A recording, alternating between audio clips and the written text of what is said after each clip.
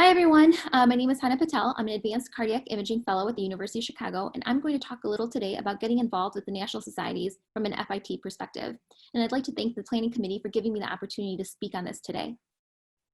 So over the next 8 minutes or so, I'd like to briefly review the ACC's leadership structures and then share my journey within the ACC as I highlight the benefits of the ACC's engagement and the opportunities that are available for FITs. So briefly, the ACC governing structure is kind of like a pyramid. It's made up of members and sections who fall into committees and councils, who report to the Board of Governors, the Membership Committee, and Board of Trustees. And most importantly, we can't forget the ACC staff, who are really tremendous and keep the ACC functioning as well as it does. These are a few of the staff liaisons that I've had the opportunity to work with pretty closely, who've just been absolutely incredible and played a really key role in my ACC journey. So briefly, the Board of Governors and Board of Trustees, who are they? Well, the Board of Governors are elected governors or leaders of the college. They are representatives of the membership. They're a very diverse body. They have unique perspectives, and the majority of these folks practice cardiology. The Board of Trustees, on the other hand, is appointed by a nominating committee. They are essentially the guardians of college resources, and many of these members are former Board of Governor members. So what is it that they do? Well, the Board of Governors serves as grassroots liaisons between the local chapters and college headquarters. They have a bidirectional communication between the Board of Trustees and the membership, and they drive better cardiovascular care at the local level. There's also multiple BOG task forces, including those on diversity inclusion, well-being, FIT jeopardy, advocacy, and many others. The Board of Trustees is tasked with setting the ACC's mission, vision, and strategy. They set ACC policy, and they're responsible for managing the financial aspect of ACC as well. They kind of operate with this mantra of centralized authority and decentralized decision-making. The Board of Governors has been really focused on member engagement within the FIT community, the early career, CV team, and other member sections. They've been really active in creating opportunities for more member engagement. To briefly review the ACC's leadership for 2020 and 2021, as we all know, our president is Dr. Athena Pappas, vice president is Dr. Dipti Itchaporia, the immediate past president is Dr. Richard Kovacs, the Board of Governors secretary and chair, Dr. Daniel Philbin, and the treasurer, Dr. Howard Walpole. And again, to learn more about ACC leadership, please feel free to check out acc.org for more information. So why get involved within the ACC?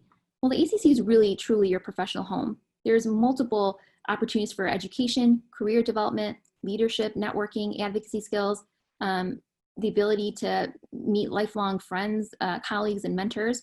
My fellowship experience has really been shaped by my involvement within the ACC.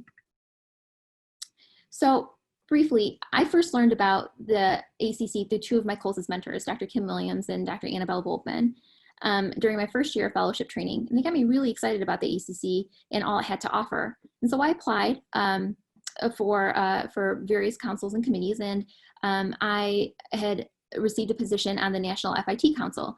And through that, multiple other opportunities kind of opened up over the years. And I'll kind of talk about those as I go on. But one thing I really want to highlight is that it's so important to get engaged, and the earlier the better. So through the ACC, again, you can learn important leadership, networking, and advocacy skills. So starting with advocacy, this is really a central mission of the college. While fellowship curricula are designed to develop skills for clinical and procedural proficiency, they don't really prepare us for the new challenges of our quickly changing and evolving healthcare system. And this is in one area where the ACC can really help.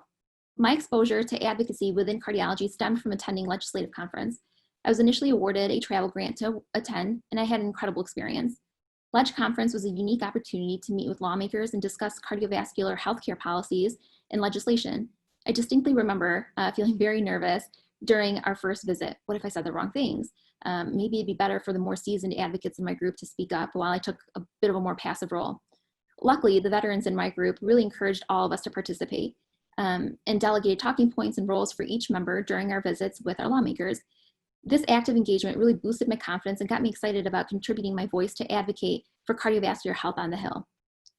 So my first Ledge conference left an incredible mark, and I've attended almost every single one since then. This involvement also led to other opportunities within the college, including participating in the Emerging Advocates Program and the ACC Political Action Committee, Advisory Council, excuse me. The Emerging Advocates Program essentially trained FIT's early career and cardiovascular team members in all matters of advocacy, including both legislative and regulatory issues. So I applied what I learned through this program and at Ledge Conference by hosting legislator visits at my institution. These site visits are a great way to get involved and develop relationships with your local legislators, providing them with an opportunity to visit your healthcare practice and get a firsthand experience with the daily routine of cardiovascular healthcare. The ACC staff were really incredible in pulling this off. They helped make the scheduling and the logistics of all of this incredibly seamless. And I also found that by hosting these local visits, this piqued the interest of my co-fellows, attendings, and other CVT members who weren't otherwise engaged within the ACC, and it kind of gave them a glimpse into what the ACC could offer for them. Like many other FITs, I also realized during my training that I need to develop the non-clinical competencies, both during my training and throughout my career. But leadership development is not an area that's formally addressed during residency or fellowship as a core curriculum. This is where professional societies like the ACC are uniquely positioned to address these important learning gaps and complement the educational experience of FITs. The ACC has really recognized this need and developed over the past few years, the Leadership Academy as part of its commitment to enhance the leadership skills of its members and specifically prepare and develop the next generation of cardiovascular leaders. This career development curriculum is aimed at developing leadership skills, emotional intelligence, and collaborative teamwork with an overall aim to foster personal and professional growth. I'm currently a member of Cohort 3, and it's truly been a transformative experience. Additional opportunities for leadership development for FITs include serving the college through various councils, committees, and working groups.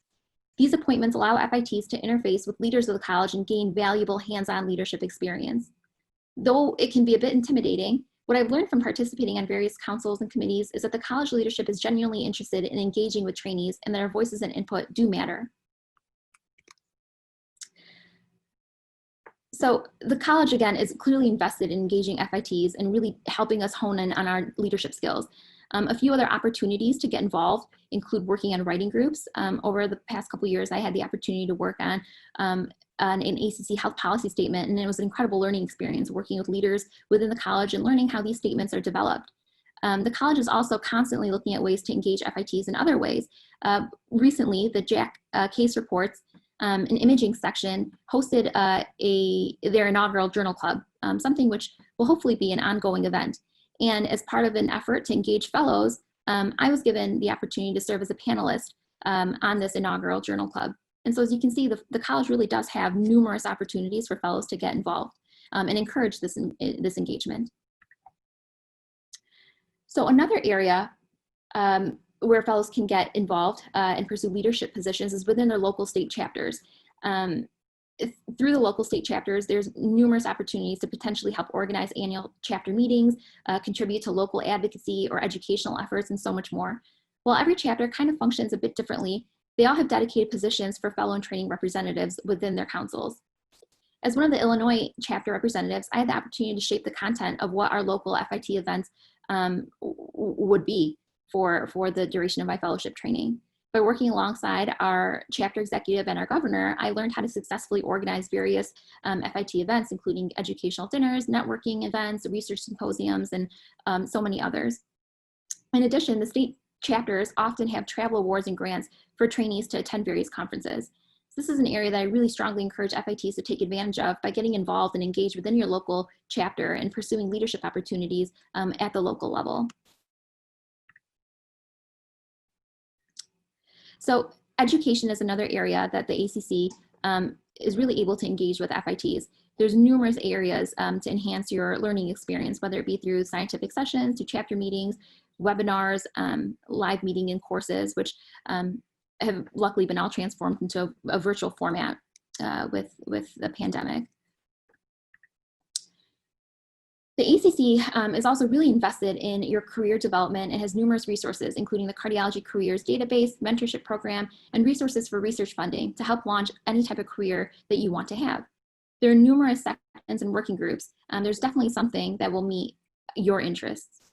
I'm often told by fellows that their applications for various sections have been unsuccessful and they end up getting pretty discouraged. My advice is to keep applying. I initially wasn't selected for the Women in Cardiology section, but I became engaged through one of their communications working groups. I actively participated, and eventually I became a member of the Women in Cardiology section. So the bottom line is to keep trying and not get discouraged.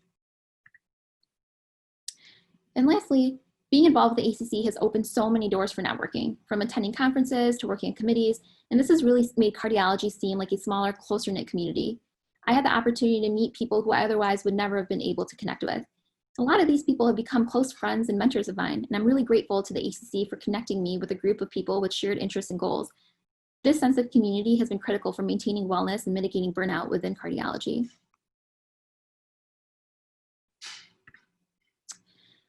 I've really come to appreciate all that the ACC has to offer over this past year on a more personal level. As part of the Leadership Academy, each appointee is paired with a member leader to serve as their mentor during the final phase of the program. In my case, I was lucky enough to be paired with two, Dr. Sandy Lewis and Andy Miller. This past year, I welcomed my first baby, though with a pretty complicated course. Sandy and Andy, or as we like to refer to ourselves, Team Shandy, checked in with me regularly just to see how I was doing.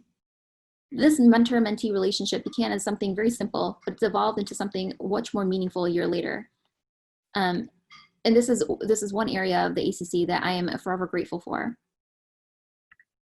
So how can you succeed? Well, it's really important, first off, to understand the ACC structure, vision, and strategy, and then identify how you can align your own objectives with the college's. You should take some time initially to reflect and define your goals. Ask yourself why you want to get involved and how these goals will fit into and advance your own career goals. And lastly, it's so important to make sure to fulfill your responsibilities when you are involved and make sure that all your designated tasks are being attended to. In terms of next steps, my advice is to familiarize yourself again with the overall structure and vision and goals of the ACC. Read more and educate yourself about the member sections, councils, and committees, which can all be found on acc.org. Identify your area of interest or need, and then reach out to your state chapter to find what opportunities are available for involvement. Look out for calls for applications for national ACC positions, which are currently ongoing right now. Set your goals and expectations, and then most importantly, focus, finish, and follow through on these. And that's the end. Thank you so much for your time.